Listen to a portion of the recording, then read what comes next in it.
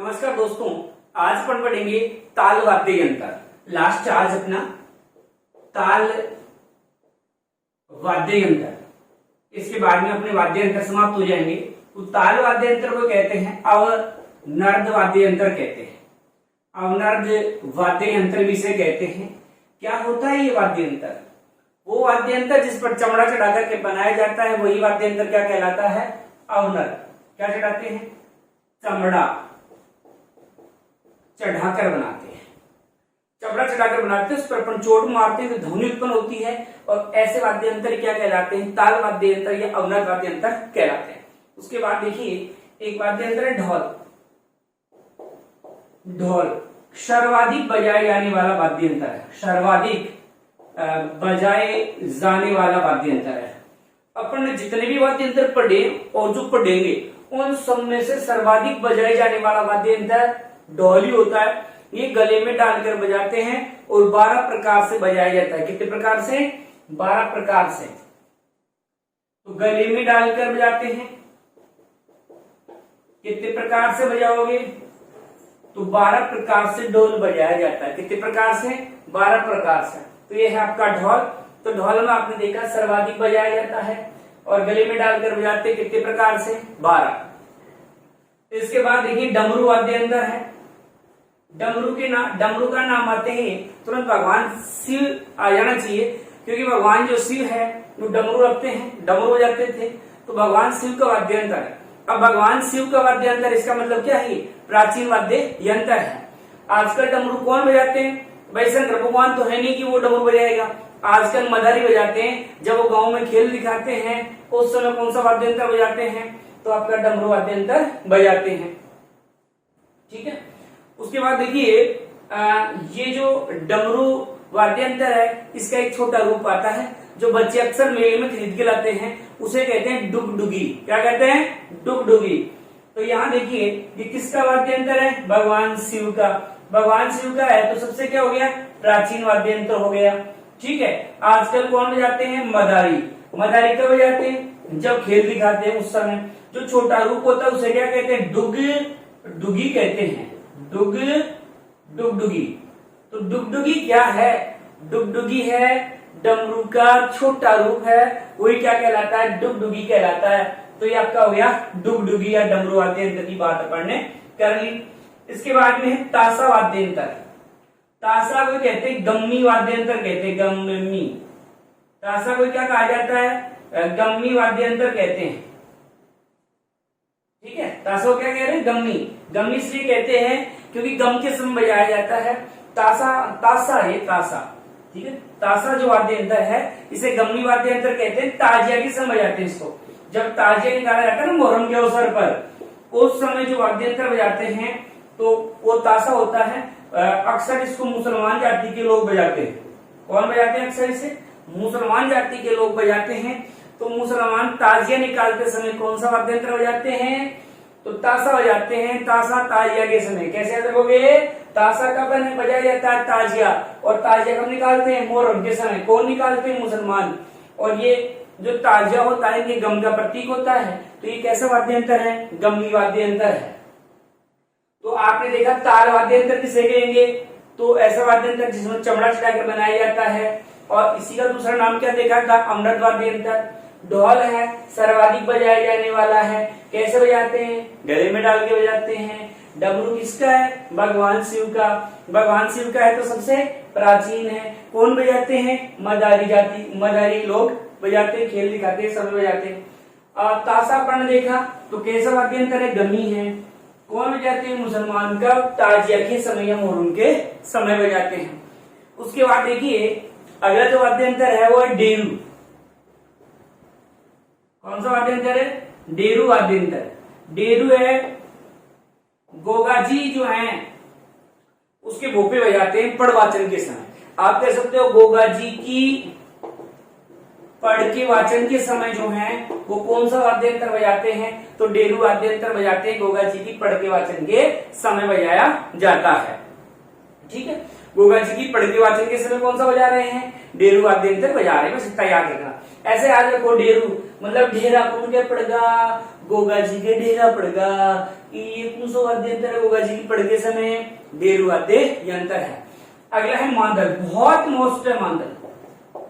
मांदल कहाँ का प्रसिद्ध है? तो ध्यान रखना, मोलेला का प्रसिद्ध है। मोलेला नामक स्थान कहाँ है? ये आपके राजसमंद जिले में है। तो मांदल जो वाद्य यंत्र, मांदल हृदय है यहाँ, तो मांदल जो वाद्य यंत्र है वो कहाँ का प्रसिद्ध है? मोलेला राजसमंद विशेष रूप से बजाया जाता है।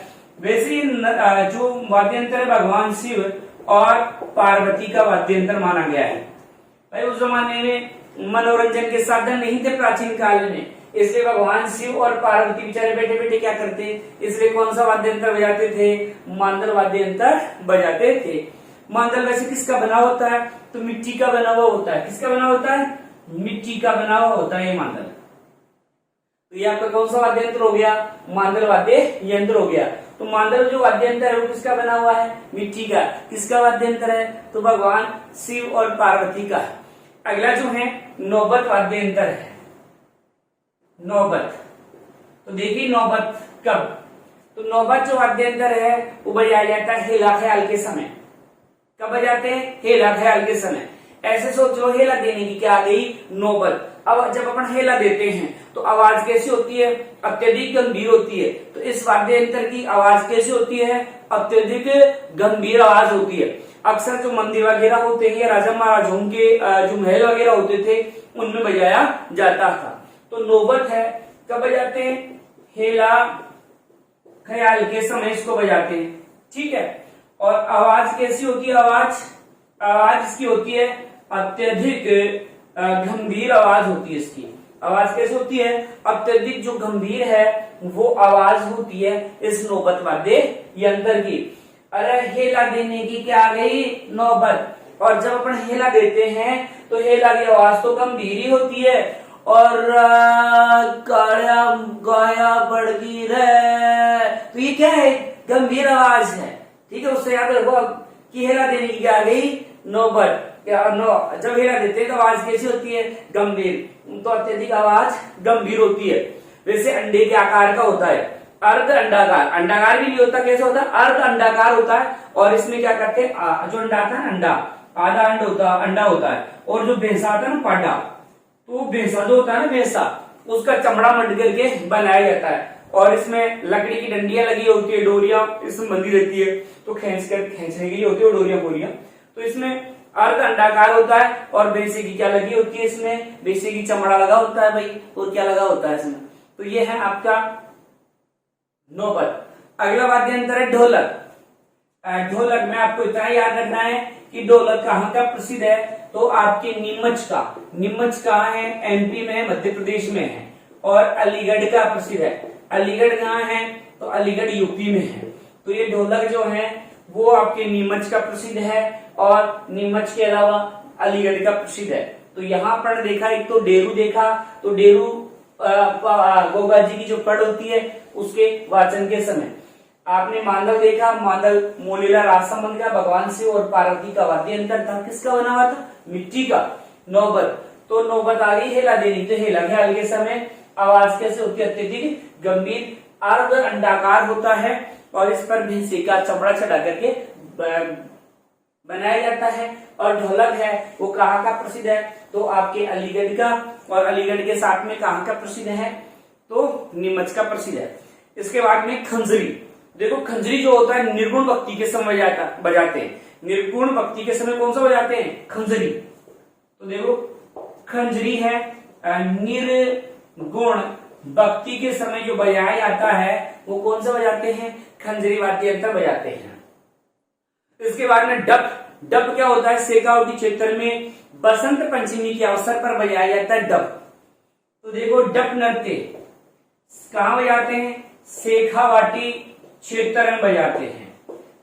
किस अवसर पर? बसंत पंचमी के अवसर पर। वैसे डप एक नृत्य करते हैं उस समय बजाते हैं। ये डप नृत्य बसंत पंचमी के अवसर पर ही किया जाता है। कब करते हैं? बसंत पंचमी के अवसर पर करते हैं, ठीक है। तो डप नृत्य है वो कहाँ का प्रसिद्ध है? शेखावाटी क्षेत्र का प्रसिद्ध है, ठीक है। और डप नृत्य भी शेखावाटी क्षेत्र का प्रसिद्ध है। डप वाद्य यंत्र भी कहाँ का प्रसिद्ध है? तो शेखावाटी क्षेत्र का प्रसिद्ध है। इसके बाद में आइए चंग। चंग। चंग भी एक वाद्य यंत्र भी, एक नृत्य भी है। तो चंग भी कहाँ बजाया जाता है? शेखावाटी क्षेत्र में। और आपने सुना होगा कि चंग बाजा है, ये चंग कब बाजा? होली के अवसर पर। तो चंग वाद्य यंत्र कब बजाया जाता है? होली के अवसर पर बजाया जाता है चंग। चंग एक नृत्य भी होता है। तो आप ये कह सकते हो होली के समय जब चंग नृत्य करते हैं तो उस समय कौन सा वाद्य यंत्र बजाते हैं? चंग बजाते हैं। तो यहाँ खंजरी देखा आपने, खंजरी है निर्गुण भक्ति के समय बजाते हैं। डफ है शेखावाटी क्षेत्र में बसंत पंचमी के अवसर पर और डफ नृत्य के समय। चंग है शेखावाटी क्षेत्र में होली के अवसर पर और चंग नृत्य के समय बजाते हैं इसको। अब देखिए एक है दय मामा। कौन सा मामा? दय मामा। दय मामा देखिए, दय मामा को कहते हैं टामक कहते हैं। और ये युद्ध के समय बजाया जाता था। कब बजाया जाता था? युद्ध के समय। तो युद्ध के समय बजाया जाता था। मैं आपके मेवाड़ क्षेत्र में, मतलब अलवर वाला क्षेत्र है, वहां का प्रसिद्ध था। ये सबसे बड़े आकार का होता है। सबसे बड़े आकार का जो होता है दय मामा वाद्य यंत्र होता है। और वर्तमान में इसका प्रचलन नहीं है। वर्तमान में इसका प्रचलन नहीं है, वर्तमान में नहीं बजाते। तो देख दय मामा, कौन सा मामा? दय मामा। मतलब मामा के देंगे कब देंगे? युद्ध में देंगे भाई। तो इससे याद रखो दय मामा, मामा कब दिए? युद्ध में। तो कब बजाते हैं? युद्ध के समय इसको बजाते हैं। और यहाँ आपने देखा दय मामा मेवाड़ क्षेत्र में बजाया जाता था। और वैसे मामा देखा जाए तो मामा सबसे बड़ा होता है। अरे विवाह संबंध में आपने देखा होगा जब लड़का को देख के आ जाते हैं तो लास्ट में किस पर छोड़ देते हैं? मामा पर, कि छोरी को मामू देकर बतासी। तो मामा बहुत बड़ा तोप होता है। तो देख लो बहुत बड़ा तोप ही है मामा, तो बढ़िया कार का है। लेकिन वर्तमान में इस मामा का कोई औचित्य नहीं है। और मामा बचपन में आपको टोपी लाके दिया था ना, इसलिए इसको क्या बोल रहे हैं? टामक भी। तो ऐसे तो दे मामा, दे मामा, मामा क्या लाए हैं? टोपी। तो उससे याद रखो टामक। और मामा से युद्ध हो गया तो धय मामा, धय मामा। ठीक है। और मामा वैसे क्या होता है? सबसे बड़ा होता है। लेकिन वर्तमान में मामा का प्रचलन कम नहीं है भाई है। और कहाँ का प्रसिद्ध था? मेवाड़ का प्रसिद्ध था। अगला है घेरा। घेरा वाद्य यंत्र। घेरा वाद्य यंत्र है होली। अरे होली के चारों ओर आप क्या बना लेते हो? घेरा। तो होली के अवसर पर बजाए जाने वाला वाद्य यंत्र है। ये क्या होता है? अष्टभुजाकार होता है। ये घेरा का आकार कैसा है? अष्टभुजाकार होता है इसका आकार। तो घेरा का आकार कैसा होता है? अष्टभुजाकार होता है। तो यहाँ आपने देखा दय मामा है। दय मामा को आप क्या बोल रहे हो? टामक कह रहे हो। कब बजा रहे हैं? युद्ध के समय। कौन मतलब कौन क्या? मेवाड़ क्षेत्र में बजाते थे और सबसे बड़े आकार का था। लेकिन वर्तमान में इसका औचित्य नहीं है। घेरा होली के अवसर पर। और कितने भुजाकार था? तो अष्ट भुजाकार था। इसके बाद में धोसा। दोसा नहीं, धोसा वाद्य यंत्र है जो दुर्ग और बड़े आकार के जो मंदिर होते थे उनमें बजाया जाता था। कौन सा वाद्य यंत्र है? दोसा। कौन सा? धोसा। जो भी आपका 13 नंबर आ रहा है धोसा। धोसा वाद्य यंत्र है। वो धोसा वाद्य यंत्र है वो आपके कहाँ बजाया जा रहा था? दो स्थान बताए। एक तो बड़े आकार के मंदिर तो है ही है, साथ में ही क्या है? दुर्ग है। तो कोई जमाने में दुर्ग में और बड़े जो मंदिर वगैरह होते थे उनमें दोसा वाद्य यंत्र बजाया जाता था।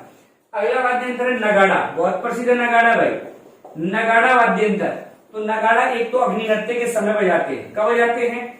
अग्नि नृत्य के समय बजाते हैं।